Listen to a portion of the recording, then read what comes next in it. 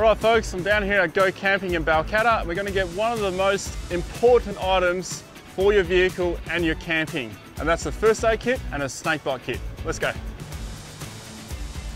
So here we are, we're going to look at the survival kits by Survival. Now I've got this exact kit in my 79 and this is probably what I'm going to go for in a troopy. But I want to run you through, before we show you the other ones, the top 3 items I use in this. Number 1 is a water saline. When the kids get a bit of sand in their eyes, little picks to get splinters out, and also band-aids. So they're the top 3 things I use, and hopefully we don't need to use any of the other things in here. Then we go to the biggest kit of them all. This has every single thing covered in here.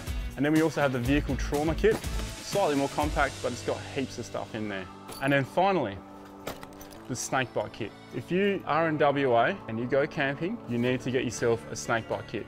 It's best to have it and not need it than to be nailed by a snake and not have anything to save yourself with. These are the first aid kits and snakebite kit by Survival. And these are the 2 I'm going to grab today.